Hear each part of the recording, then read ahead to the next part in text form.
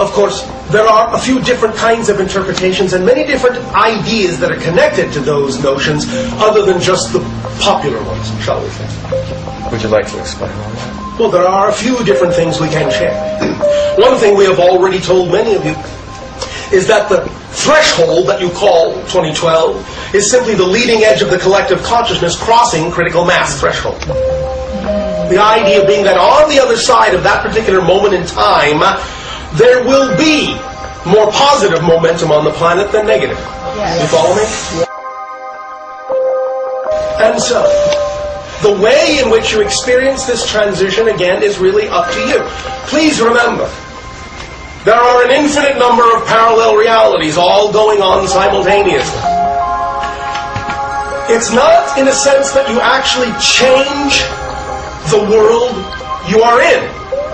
It's that you change your frequency to be like that of the world you prefer to experience, and then experience that parallel Earth that already exists on that level. It may look as if everything around you has changed, but in fact, it's you that have changed, and in a sense have shifted yourself to a world in which there already exist the versions of the other people that are germane to that world, that are on the same frequency of that world. Those that are not on that frequency will no longer appear in your reality. They will simply vanish from your life one way or another. As time goes on, even though right now you are still in a collective agreement that allows you to experience many people who have belief systems that are very different from your own, maybe even very incompatible with the frequency that you prefer, in time, this will no longer be possible. The idea will be that those people will simply phase out of your reality. They will remain in the reality in which their frequency is appropriate. And you will have vanished from their reality. Oh, I wonder whatever happened to so-and-so. They're on another Earth, having their own experience based on the frequency they most believed would occur. So when you go through these transitions, when you look at the idea of change on your planet, remember, many of the things that are prophesied are statements that were made at the time of the energy that existed at the time the prophecy was made. Because there really is no such thing as a prediction of the future. A prediction is a sensing of the energy that exists at the time the prediction is made. If that changes, the prediction is obsolete. If it doesn't, it comes true, as you say. But it's up to you. Many times, hearing the prediction is what causes it to change. Because now you can do something about it. The person making the prediction is saying, look, this is where our energy is. Do we want it to stay here, or do we want to change it? Do we want to experience the transition this way, or this way? Up to you. Let's get it all out on the table. This is what we perceive. Now you decide how you want to experience this transformation. What kind of relationship do you want to have with each other and with your world and with the spirits and with all that is? How do you want to experience this reality? Who do you want to be? And that's what determines what you will experience. And you can even, for a time, be standing right next to someone who chooses to experience the transformation in a very destructive, scary, fearful way, and you can be standing right next to them and not experience anything that they're experiencing at all. At all. You follow me? Yes. Does this help illuminate some of what you are discussing? Yes. Another analogy we have used with regard to the idea of the darkness, the experience of the darkness you have created on your planet, to give it a positive spin, is what we have called the rubber band analogy. And the way we explain that is just as you have on your planet the idea of a rubber band, and you know that if you take a rubber band and pull it back and let it go, it shoots off in another direction, the opposite direction. The idea of the degree to which you have chosen to experience limitation and darkness on your planet is actually a beautiful thing, because the degree to which you experience the darkness is the degree to which you will also experience the light. the rubber band analogy is that the farther back you pull the rubber band into the darkness, when you finally decide to let go, that's how much farther and faster it will shoot on the other side. Because you're giving it all that momentum, all that energy, by pulling it so far back into the darkness.